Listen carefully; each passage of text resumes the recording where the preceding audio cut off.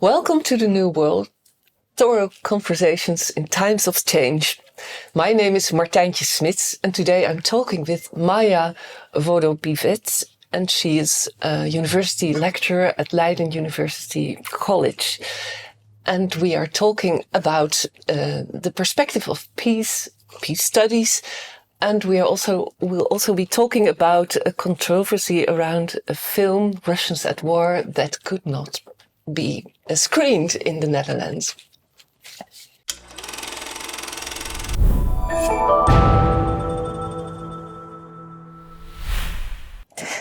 Welcome Thank you to the so much. studio, to the New World, Maja. Pleasure to be here. Yeah, a pleasure that you accepted the invitation. And maybe it's good for the audience to know how we got to know each other. We were in contact about the screening of this film, Russians at War, which couldn't be screened in the cinema and at the Movies That Matter festival. More or less it was censored. And then you accepted the idea to present it at the university in a program on peace talks. And then still there was a controversy despite of the academic freedom. Maybe you can, how do you look back on all this, on the controversy around the screening of this film? Well, I would do the same because I believe that was the right thing to do. And I was contacted by our mutual friend who is in the film industry, Lidia Zelovic, to show the movie because the movie actually was selected for the Documentary Film Festival in Amsterdam, IDFA. And the film director received a beautiful letter from them praising the film, and then they withdrew it. With Movies That Matter in The Hague, it was not selected, it was already rejected. But the movie has, in a very short time went through from standing ovations at the Venice Film Festival to actually experiencing a series of cancellations at the film festival. And why was this? Why was it cancelled? Because of the pressure of the Ukrainian embassies. And it is. Is this just gossip, or was this a fact that? No, that was the Ukrainian fact. Embassy was pressing. The embassy was pressing the leadership, the decision makers of film festivals, and in my case of my university, that not to show the film. I've not directly, but I did experience that before. It was June 2023. I went to Vienna for a peace summit. It was organized by International Peace Bureau from Berlin. And the evening before the summit started, we all received an email that the venue has cancelled. And they're trying, over the night to find a new venue that is, willing to provide space, to rent space for the Peace Festival. So I already knew that it is becoming very difficult to talk about peace. But why was this film so controversial? What was the fuss about it? I don't think it's essential to see the movie, but I asked to see the movie, even before I decided to show it, because the accusations were claiming that is Russian propaganda. But since it is it is not so obvious, a number of people, including the Ukrainian authorities, they were claiming that it's a particularly insidious form of propaganda. So I wanted to see the movie. I was touched by the movie. It touched me on so many levels. And the story about the movie is that this director, Anastasia Trofimova, she had the chance, or with a lot of trouble, to be at the front, at the Russian front in Ukraine. In the east of Ukraine, to actually she spent 7 months. I don't think she was exactly on the front line, but she was very close. I think they kept her safe when they could, but we could see a lot of destruction in Ukraine. And I really experienced the movie as an anti-war movie. And I don't think that movie could be shown in today's Russia. I think that would be absolutely impossible. I know I laughed because it was really a lot of, I had a lot of stress about it and a lot of pressures. And in one moment, a friend said, "Why did you invite me to this anti-Russian movie?" And we were laughing a lot. It is, I really experienced it deeply because I have personally experience of war. I come from former Yugoslavia. I'm from Bosnia and from Sarajevo, and I've seen those patterns. I've seen that absurdity of such wars. I've seen that the official narratives are so different from what is really happening on the ground. I've seen that people who are, for various reasons, caught in war and how they get disillusioned with war, with patriotism. I mean, those soldiers are asking themselves, what are we doing here? And now that's what we see in this film, in the film, Russians at War. And it ends very tragically, but unfortunately we didn't have really opportunity to discuss many events, scenes from the movie, because it was screened under so much pressure, and there was a pressure also to make a panel of experts who discussed if it was propaganda or not. Yeah, well, this was what happened at Leiden when you proposed to screen yes. it. That for days there were talks with your colleagues about even not I was very transparent how the debate about. Should be. I was very transparent about that from the beginning. I expected some problems. Not so big problems. It was a Cuban Missile Crisis, and it was so funny. After the movie and after the screening, we were all talking.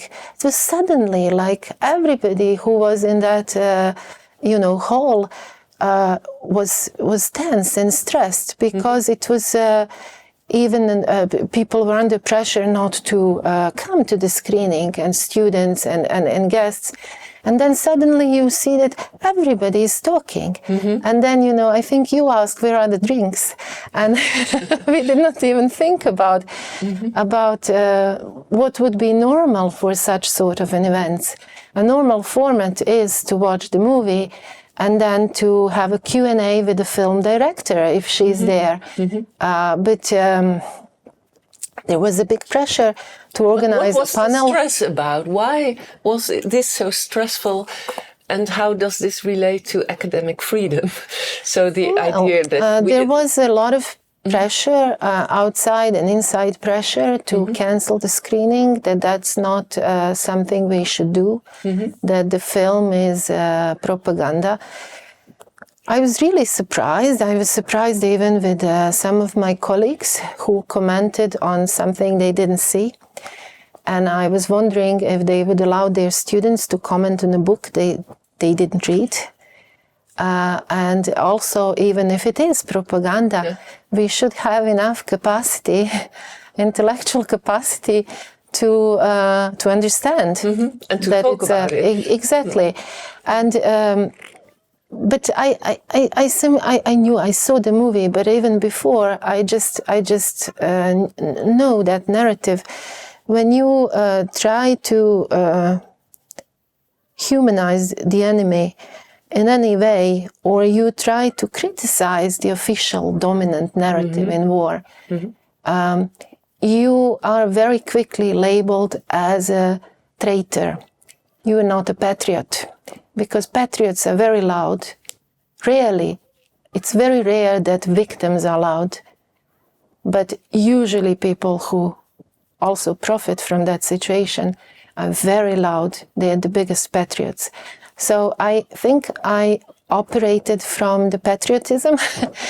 And I remember my father in those years, 90s, in war and after, he would say, like, you whenever mean the Yugoslavia in war. Yugoslavia, whenever you see patriotism and that loud patriotism, you basically wonder what kind of dirty thing is hiding behind. And I'm just careful. I just don't like it. And I mean, this film is not a sort of first instance where I felt that space for freedom of expression, for academic freedom is actually drastically being restricted, is reducing. So, it was really strange to see that somehow the reason was gone, even among some of my colleagues who should be a voice of reason. The reason. We are supposed to be voice of reason. We are not supposed to act as a mob on social networks. There was one of the professors in the panel reacting to the film, responding, that accused it of being propaganda. And then he said, but it was very subtle, the propaganda, because it was a very ambivalent film. And for me, this was a contradistinction. It was opposite. Either it is propaganda and so in one voice, or it is ambivalent, and so that you can have multiple interpretations. It's. I had the feeling that at the end, even in that panel, and we tried together collectively with my colleagues, we tried to make, a panel with a diversity of opinions. And with some experts for Russian hybrid warfare, foreign interference, and misinformation, and all kinds of things. And I had the feeling that they were also disarmed, because it was in front of so many witnesses. You simply cannot say it's propaganda. Of course, that the film director will makes certain choices in making film. And for 7 months, she must have had a lot of material. And then she needs to make a 2-hour long film. So you have to select. You're making choices what to show. And we all know that it's such a medium that you have to select with a clear intention. What do you want to show? You sending message. Of course, it's an art, so you're not sending only one message. You can watch movie 2, 3, 4 times and see different things. It's like reading book, depending on your experience, on your mood, on your attention to certain things. So in that way, it is a manipulation. We cannot say. I mean, our friend Lydia says always, TV films are manipulation. But not necessarily, deceiving the audience, but simply, trying to evoke certain feeling in audience. And I think that the feeling that Anastasia Trofimova tried to evoke in people is to be anti-war, to show that the war is a very nasty thing. And, our response to war should not be more war. More weapons, and then more war. Well, I agree on that. I felt really sick after seeing the film, because it was so destructive, because there was so much suffering and absurdity in the violence. And absurdity. And I know former Yugoslavia, we were so mixed. I personally come I have a very mixed background. Yeah, you even lived in Belgrade when the bombing by NATO happened, didn't you? Yes, I lived in 1999. Actually, I got my daughter and 12 days before the NATO bombing. So you were a very young mother. Yes, I experienced war in Sarajevo. I experienced NATO bombing in Belgrade. In Belgrade, I was without citizenship. because I don't have a Serbian surname at that time. Later, people who spent 7 years could get a citizenship, but you are from Bosnia. I'm from Bosnia, from Sarajevo. I have Slovenian surname. I have now Croatian passport, but because I can have Bosnian too, but Croatian is better because it's EU. And but I am born in Sarajevo. My parents are born there. My grandparents are born in Sarajevo. I don't have family anywhere else. And I had in my wider family cases of deaths from war, and of course friends.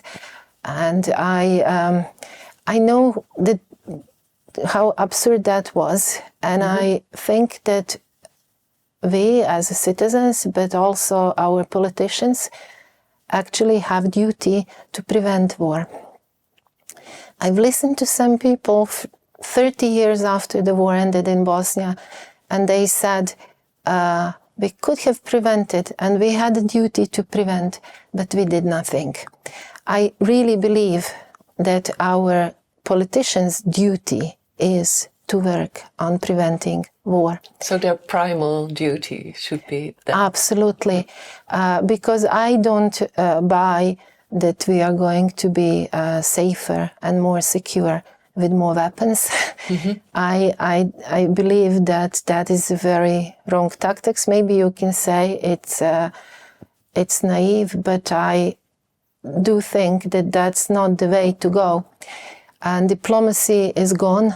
There is no diplomacy. There is just arming, as we know. There is a rearm program in the European Union. And I think it's a very, very alarming situation. And at the same time, the space for information is censored from day one, since the war in Ukraine started. I mean, the full-scale invasion, the war actually started in 2014. We didn't know much about it, or in our Ukraine, role. You mean? Crimea and Euromaidan. I think that's when it started. Crimea annexation was already a reaction on Euromaidan, on a coup d'etat that happened in Euromaidan, including, ambiguities and the lack of information who was really shooting on the square and why. So Did you already study this conflict at that time? No. So were you already into peace and conflict studies? Oh, yes, I was in peace and conflict studies. I did not study Ukraine, but I started following what is happening. But you were in Japan at that time, weren't you? I was in Holland already. Okay. Because you did your PhD thesis in Japan, in Tokyo, on Japanese history. Yes. And so how does your work in peace and conflict studies have anything to do with your background, being involved as an inhabitant of Yugoslavia in the Yugoslavian wars, or is it not so consciously, but it seems that we end up. You were not a refugee, were you, like Lidia Zelovic? I was a refugee in Belgrade, in Serbia, in 1990s, and the refugee status is really important. Because you have right to health care and you have right to study. I was only 17 in 1992, in spring of 1992. When the war started? The final year of gymnasium in Sarajevo. So basically, when you get the status, you could continue to study. So I studied Japanese language and literature with a very different idea of Japan than I have now. And I also studied economics because I was, thinking about going as far as I can from this crazy world. And and then the NATO bombing happened too. And after in that same year, I actually came back to Sarajevo and I started working for Embassy of Japan. And I spent full 5 years there. Sometimes I say I was born twice in Sarajevo. I loved that period. And I started voluntarily teaching Japanese. And And then I had some dream of establishing Japanese studies in Sarajevo. For that, I needed to learn more. And when my daughter was just 6 in 2005, I decided to go to Tokyo. And I spent 7 years there. I went to actually study second language acquisition, like a Japanese language education. But the program did not really exist I went like as a research student first. And then I had 2 years to search for adequate program. But the programs were mostly for native speakers of Japanese who teach in Japan, not even abroad. And it was actually very difficult for me to pass that entrance test. And at the same time, there was this option of peace and conflict studies program started by one of my mentors, Kenji Sasaki, who had a lot of practical experience in Sierra Leone, Timor-Leste, Afghanistan. And it was a very small program, mostly with students from conflict regions. And it hooked me up. I got hooked up. And especially because it was a critical program, my image of peace studies was not good. I had a feeling, that it's this liberal peace building led by international community and democratization, free market, marketization was not the way to go. Because it's in a way this civilizing mission where that new independence of these small countries in Balkans is actually not independence, is dependence. And, we're becoming, under the Western hegemony. And maybe you have to know that Yugoslavia was very proud of being non-aligned. You mean in the Cold War it wasn't aligned? Yeah, we were militarily neutral, but we were we practiced that sort of active non-alignment. We were founding a state next to India and Egypt of non-aligned movement in 1961. Maybe? That's a very different neutrality. Okay. This is called non-alignment. Means we are non-aligning with Eastern Bloc, with the Warsaw Pact. We are not aligning with NATO. We are leading our own independent politics. We decided to show and to practice solidarity with the newly decolonized independent states. Okay. And but then why did you get hooked up by this peace and conflict studies perspective? What made you... What convinced you to go into that? Well, what convinced me first was this atmosphere. The director of the program, he didn't want too many students from the West or Japan. He wanted students from conflict. And I think that what we didn't have to do in that program and to fight with was to sort of break that Western fantasy that we are saving the world with the democracy and human rights, bringing freedom. Yeah. And I think that we were very biased, all of us, I think, about our own conflicts. But it was an incredibly open atmosphere. We could have been biased, but we all knew very well what we were talking about. And I learned from my classmates. I had classmates from Sudan, from Cambodia, from Nepal, from Sri Lanka, from Afghanistan, of course, many friends from Afghanistan, from Thailand, from South Korea, from China, Nigeria, Indonesia. So it was exciting. I just loved the atmosphere. Okay. But what is peace studies about? But what I also loved was my mentor. Mm-hmm. And I never saw him before, and I was incredibly lucky that he chose me without seeing me And his name is Iwasaki Minoru. He's a Hegelian political philosopher who was at the time working on collective memory, the politics of memory. And in the 90s, he was in Germany and he met a Croatian writer, Dubravka Ugrešić. Yeah, who lived in the Netherlands. Exactly, lived, and she died 2 years ago in Amsterdam. And he translated her book to Japanese, and that book was called The Culture of Lies. So when he brought me to his lab after the orientation, the first thing he gave me was Dubravka's book. And I think that was why he chose me, even without seeing me.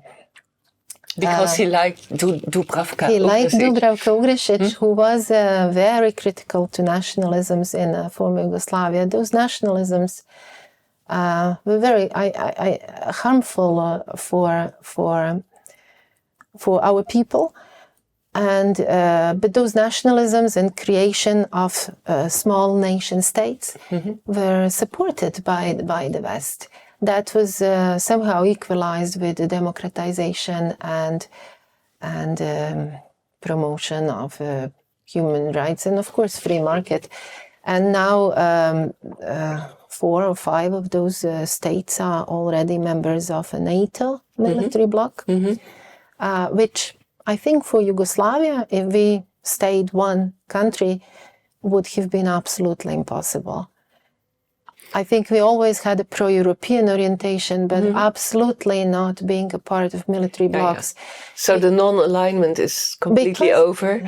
Well, I think it's reviving now. There is absolutely, because now you are somehow between the two fires, and you are pressed to decide, and for example, to impose sanctions on Russia, or to. And I think that it was a big shock for the Western countries. How come that this overwhelming majority of countries of the so-called Third World are actually not supporting the West in this? Because it is so clear that it's violation of international law and aggression. And I think it should have been, but it wasn't a big wake-up call. There is obviously something there.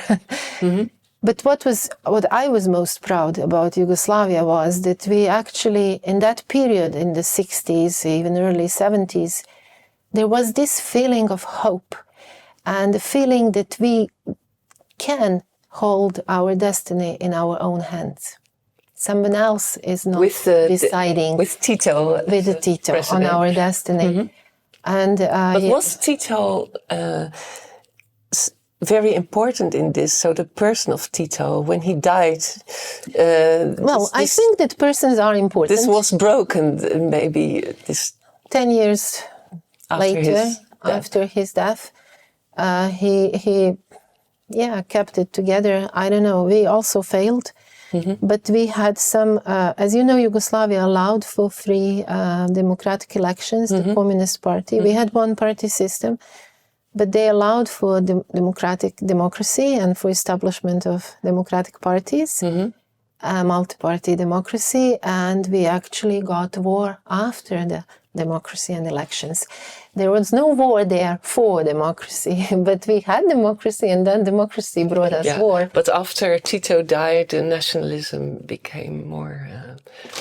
it became more possible.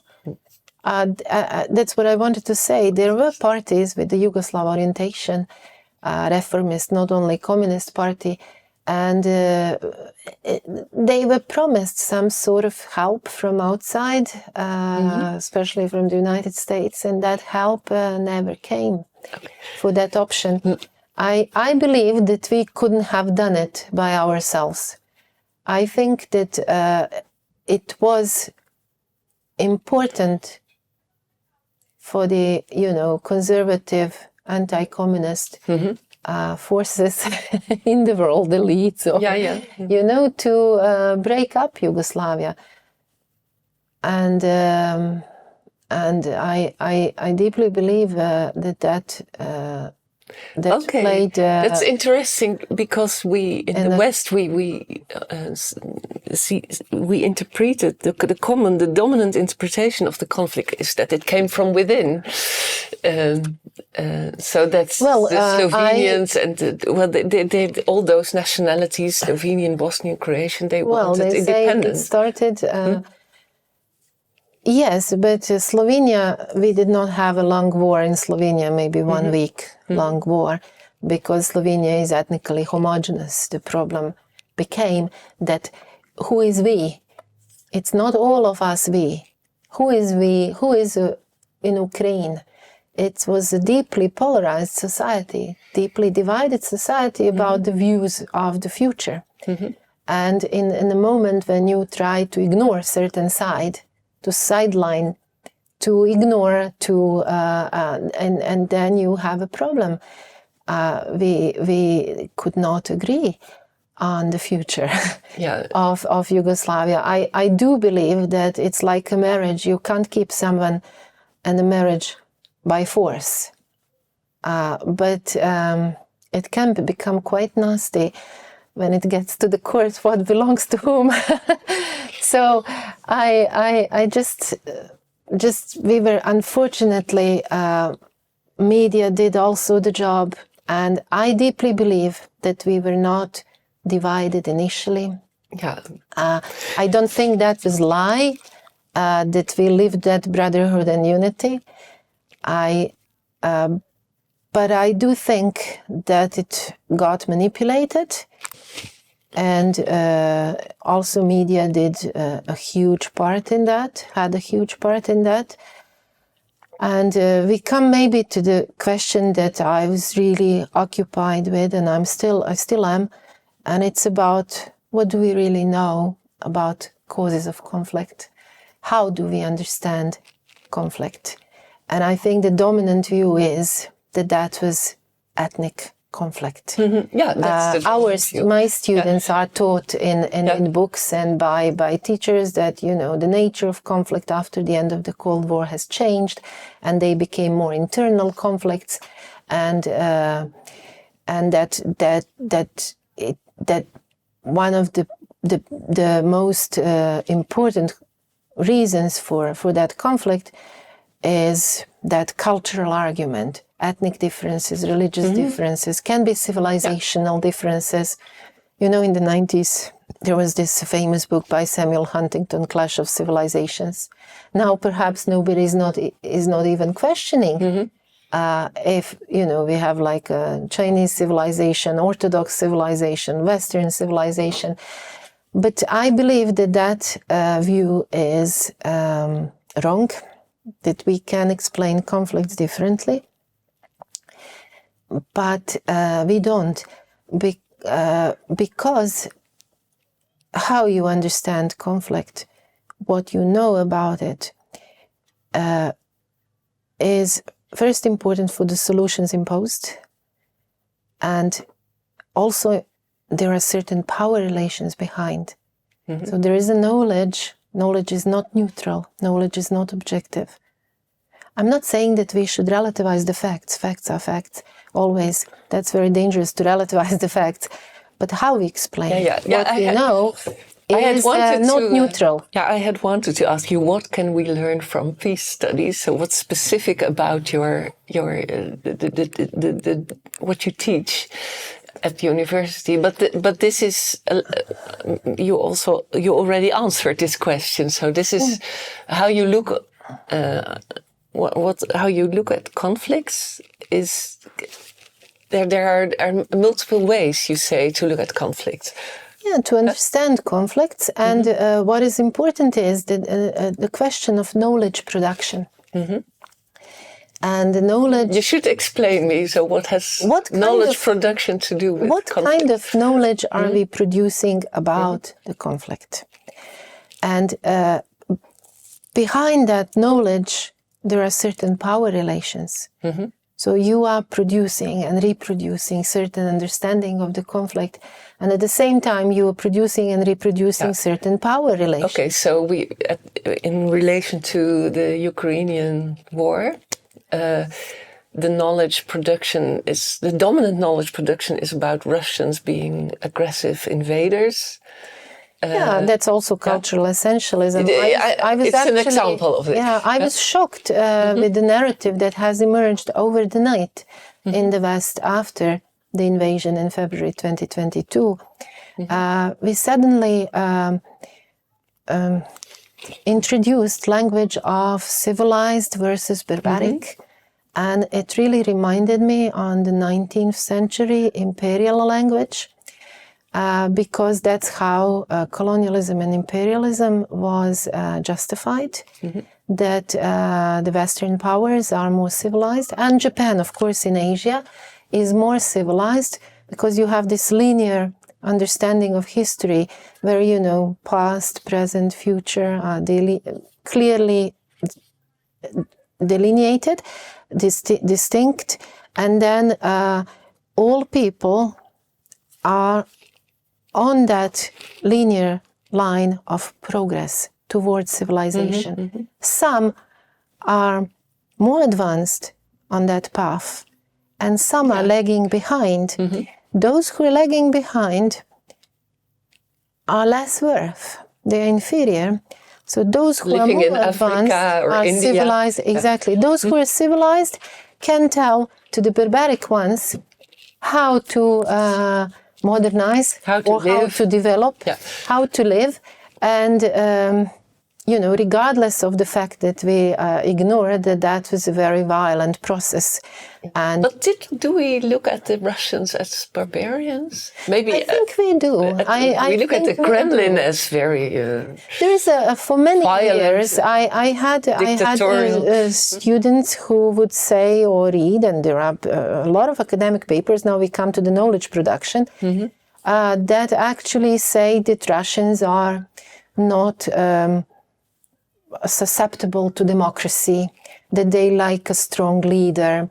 That as a populist. Exactly, because of some traditional, concepts. They have no democratic culture. Something like that, or maybe democracy is not for Arabs, or, something like that. It's called was it cultural new essentialism. to think like that? So it's not new. No, but you said suddenly at the start of this war, the narrative changed. The language, I think we were more careful with the language. But to hear the language, civilized versus barbaric, was shocking to me. And this was new. It was very new. The barbaric. Yes, and I think that the West, I had a feeling, especially here in the Netherlands, that there was a lot of critique or self-critique of our past, Western past, when I say. But actually, over the night, we in the West were so self-righteous, and on the right side of history, people were saying, and those were there purely barbaric. And then suddenly we said Ukrainians are freedom-loving people, Ukrainians are democracy-loving people. But while we know at the same time that Ukraine was the second most corrupt country in Europe after Russia, and there was a lot of inside complexities there. For example, that there is a petty Ukrainian oligarchy and a big Russian oligarchy within Ukraine. There was a lot of dynamics that we don't talk about. But and then that they just have to defend from barbarians, and that you don't even respect peace agreements you made with barbarians because they're barbarians. We signed Minsk I and Minsk II, and our politicians, Europeans, said that they never really wanted to respect it. And how do you allow yourself something like that? You allow yourself something like that if you say that they are barbarians, they are less civilized, and they don't deserve the same treatment.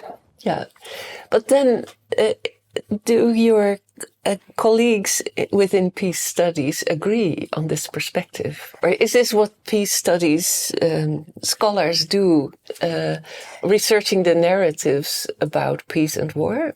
But I don't know. I think that in a majority of knowledge produced within peace studies is basically reproducing this liberal peace-building paradigm. and which is a sort of based on the modernization theory. You know how to reach certain phases. The West is a blueprint, and you know we should all strive towards becoming Western type liberal democracies, which means that West sets the standard, the norm. Okay, and this is the road to peace. And that is the road to peace and eventually development. The problem is that the upper hand of those who tell you what and how to do will always be there. And for example, Bosnia is a protectorate. 30 years after the war ended, we still have Office of High Representative. And it is, which has a lot of powers in the country.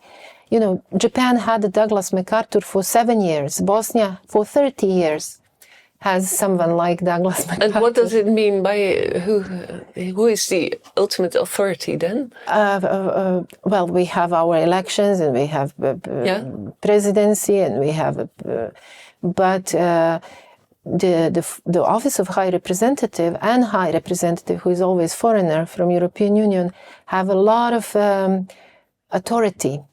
And they used those authorities a lot at the beginning. Then they stopped because they were sending very bad implicit message during democratization that, you know, promoting democracy with non-democratic means, like you remove a politician over the night. But do you mean that Bosnia is not really independent? No. I claim not only Bosnia, but in Bosnia it is very obvious. Okay. But it's an example of how the West still takes the upper hand in that process, in the liberal peace building. And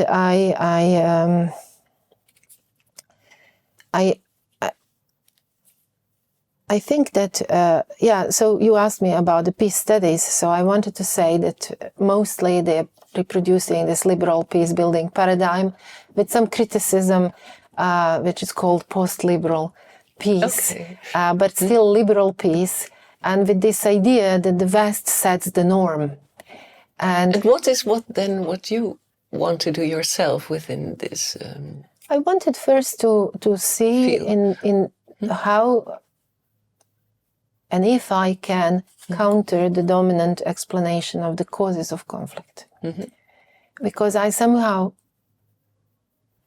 how my body rejected the explanation that was conflict based on some primordial, since ever hatred based on ethnicity or religion or something like that. And I wanted to, and it's hard to counter that because evidence is overwhelming that it was ethnic conflict or religious because, you know, people were cutting each other's throats, raping along the ethnic lines. But there are alternative explanations and we can ask different questions because in every discipline you somehow have certain canon, what kind of questions you ask and what kind of questions you are not supposed to ask within that discipline. For example, I just to illustrate causes of conflict, I came across this theory of microviolence, and basically you have an incident that is, you know, like on ethnic base. And but you said microviolence. What does theory it mean? Of microviolence. A little incident. I will tell you. 1 month before Bosnian war started, there was a Serbian Orthodox wedding in the heart of Sarajevo in an old Orthodox church, and the two Muslim or Bosniak guys came and they killed the groom's father. And that was the first moment when Serbs blocked the city. The first so-called, we called it the first barricades. And then, you know, there's a lot of weapons, there's a lot of this story on media. So micro means micro incidents. Yeah, there causing a lot of escalation. In one moment, it becomes really dangerous. What do you do in that moment? Well, you think, oh my God, what is my surname? What am I? Because I asked my mother, who are we? I had no clue. I've never heard about that. Who are we? And then you take side. I never took any side. I was actually in Belgrade as a non-Serbian. And it was not easy, although Belgrade was still Yugoslavia. It kept some sort of an openness. And I love Belgrade because of that. But it's difficult if you don't take side.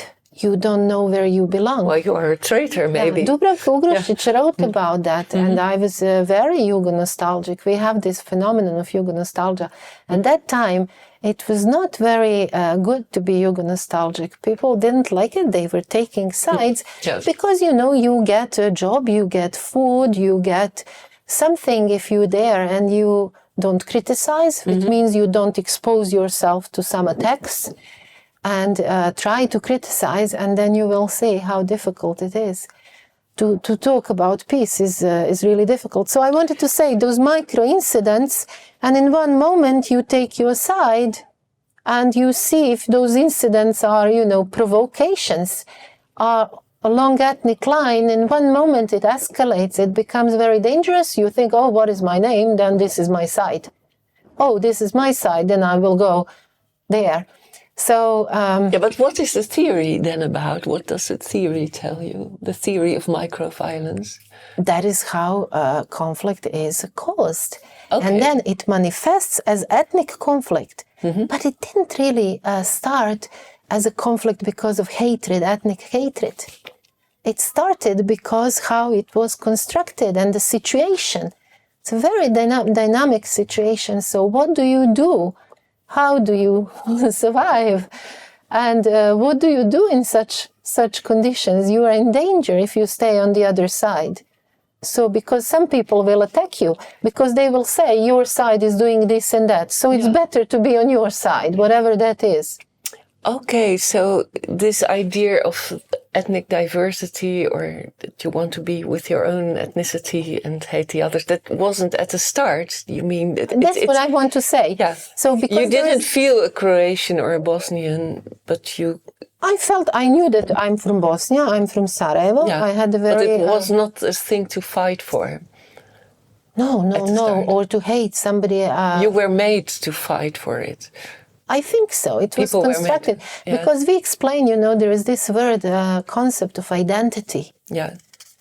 Ethnic identity. This is also in the film of Russians at War, that those soldiers in the war, they tell to Anastasia that they are originally from Ukraine and they don't want to fight their brothers. They feel brothers with Ukrainians, but as Russians they have to fight them. I'm not sure, but I talked to Anastasia and to some other people I know from Russia or Ukraine who may not say that publicly, but it seems that Russians and Ukrainians were so close and so mixed, even more than Yugoslav people, if that is possible. And for me, it's hard to imagine that you're even more mixed.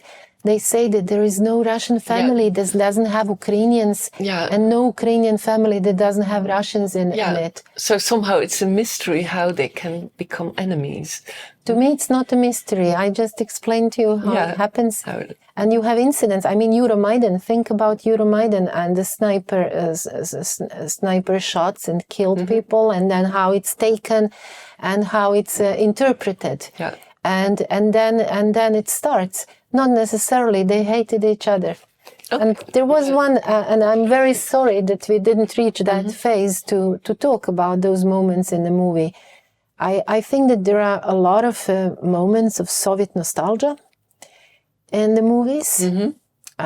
She's shows the schools that are destroyed with the picture of Lenin or slogans by Lenin.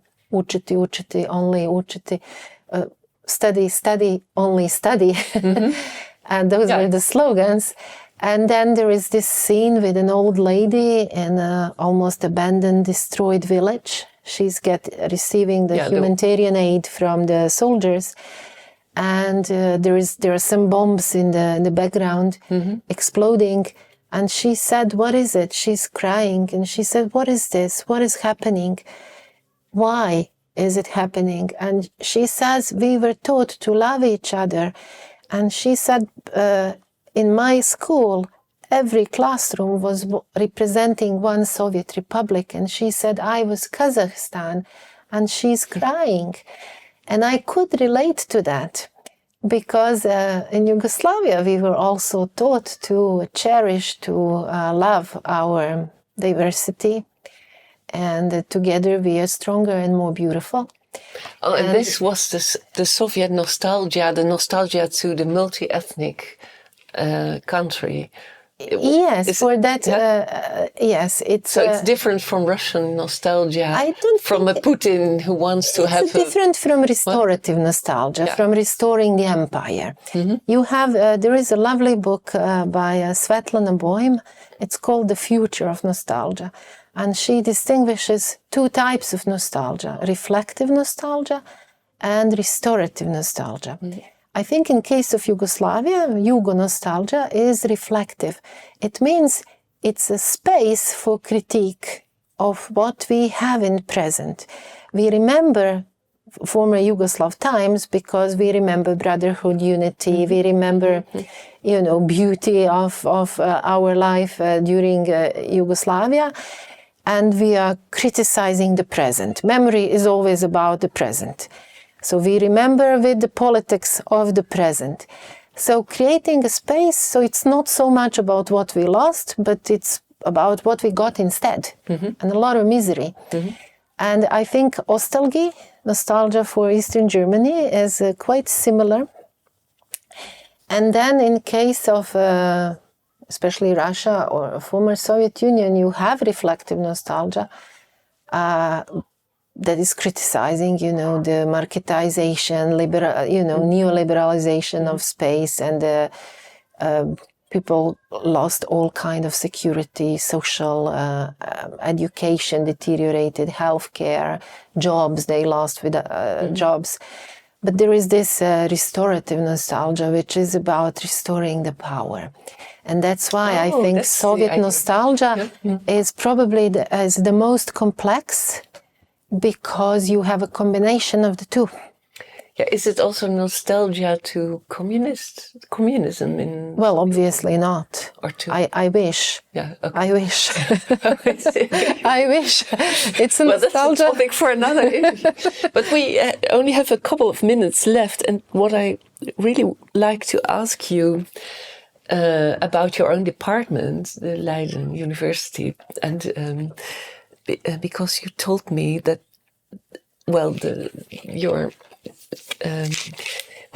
are doing peace studies for more than 10 years now at Leiden, but there's this development of securitization of the university. So maybe you can explain about that. What's the difference between securitization and what securitization studies is about and peace studies, and also how the room for your own view, the peace studies view, is becoming limited and restricted within the university. Very interesting. What's happening at Leiden? Maybe around 10, 11 years in my college also, and I work for Leiden University College. It's a liberal arts college, liberal arts and sciences. And we have within the world politics major one track in peace and conflict studies. And there were some suggestions that we should rename the track into peace and security studies. And I said no. When did this happen? Maybe 10 years ago, 10 or 11 years ago. And I said no. And at that time, security studies started popping up. And they seemed like a very attractive subject. And I said no, because there is a big difference between security studies and peace studies. Security studies see conflict as a threat that needs to be eliminated. Think about terrorism, for example. Terrorism is seen as a threat and it needs to be eliminated. Peace and conflict studies approaches that terrorism is a conflict, and it needs to be worked on, and it needs to be transformed in order to be transcended. And those are very different approaches. Okay, so it needs to be transformed in a non-violent way. In a non-violent way, and to basically work on a win-win combination, because in war we are losing all. And, terrorism will not diminish with eliminating the threat. Yeah. Is the difference also that in peace studies you believe that conflicts can be solved or repaired? Or I believe if we are honest enough and if we have good intentions, that we can solve anything. If we are dishonest and if we don't have good intentions behind, for example, we sign Minsk, but we don't have intention to respect it, I think that then we don't have a chance. We can only make the other side angry, and making someone angry is not a good way. It's not good when people are angry. Yeah, but aren't conflicts a given? So that conflict is not necessarily a bad thing. Of course, conflict doesn't have to be a bad thing. We can get out of a conflict stronger and better off, and we should think about. Sometimes we are in conflict with ourselves as well. Yeah. And we try to resolve that and to learn something from that and to be better people for us and for people around us. That's a simple logic. Yeah, but take the Ukrainian-Russian conflict.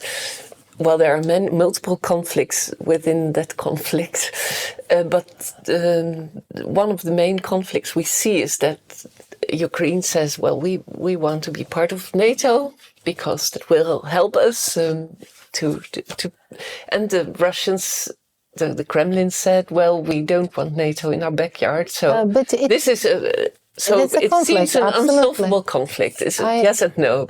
I think that we again have to think about security in a different way. And it's not neutral in what way we are thinking about our security. Mm-hmm. I remembered, and I teach it since the Ukraine war started, I remembered Olof Palme, the Swedish prime minister who was assassinated in late 80s. He developed the concept of a common security. And he argued that I cannot feel secure if my neighbor feels insecure. We have to work on our common security and on confidence-building measures. Yeah, I know this as external or sorry, I'm thinking in Dutch. Exclusive or non-exclusive? Exclusive or non-exclusive. Yeah. And obviously in Ukraine there is no common vision. It is a deeply divided society, although media tried to present it as a unified voice, but it's not. It's been a deeply divided society, divided visions of the future of the society. But I also think even, for example, Norway was a founding member of NATO. At the same time, Norway did, now it's all over in this situation, but did an incredible job together with Soviet Union in confidence-building measures in different areas, from maritime questions, environmental questions, to security questions. And I think we simply can, we have better examples, we have better solutions. We forgot about this. We forgot about it. So in what time should I think about the Norwegian effort to cooperate with the Russians? It was after the establishment of NATO, as you know, because Norway was a founding member in 1948 and later. So I think that during the Cold War, they built a lot of confidence in the various spheres of life, and it was a good example. I think it's. Eventually, you also cannot push for something. Maybe if we, work on building confidence, and the other side is convinced that because of all those confidence-building measures, the Ukrainians will not, even when joining NATO, abuse that at the expense of their neighbor. I think it's possible, But I don't think that there was a consensus there. When there is no consensus, how can you go against? You can choose to try to ignore one side or to wipe them out, but the problem is there. You have to work on the problem. Yeah, and then, well, that's the very last part because we only have a couple of minutes left. What is happening at Leiden University? You told me about this, that the peace studies perspective is becoming much more restrictive, and the security studies perspective. They're booming, and they're booming with funds from government, from military, from Ministry of Defense, from NATO. And I'm not happy to see that, because I think that the academic space should stay independent from military agendas.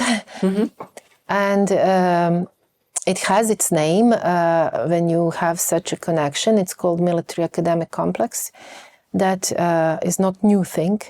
We had it in 1968, for example, when students across world and different contexts were on the streets protesting. One of the main reasons was a military academic complex, military industrial academic complex. In the context of the Vietnam War. So exactly. Yeah. So I still have a lot of nice critical colleagues. I got a lot of support from my colleagues, not always open support, because people self-censor themselves. People don't feel free to talk. They think it's better to stay silent. But I did receive a lot of support from colleagues, from students, a lot of care. I must admit that my management took care of me too in this process. Of the controversy. Of the controversy, and they convinced me that it was really never the question to not to show the movie. And I think that gives hope. I'm happy to hear.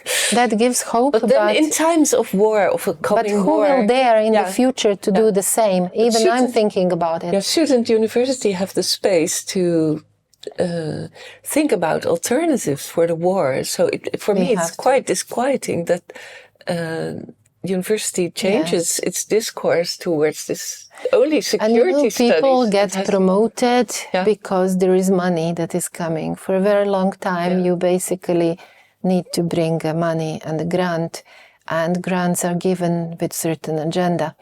And many simply go to certain field because there are opportunities there. There is funding, and it is deeply worrying, but I don't think it's again a new thing. We had times like that. It's a deeply, deeply worrying situation. I talked to some colleagues who told me that they're very concerned for years that they cannot freely teach anymore because they are afraid of controversy it may raise.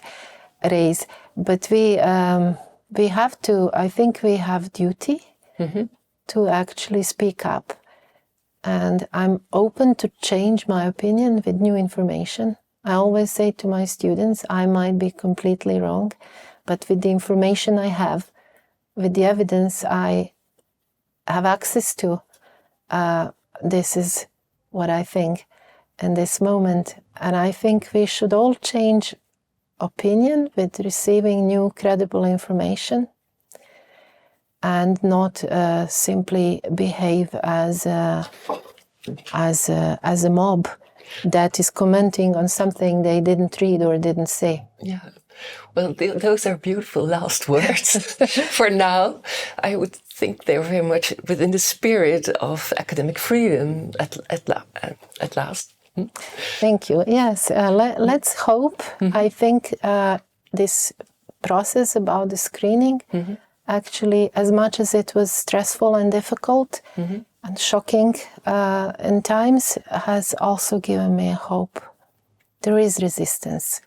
So I just hope that we don't get shut down and that we keep resisting, because that is what I believe is in interest of our future collective security. Thanks a lot, Maja. Thank you for our conversation. Thank you.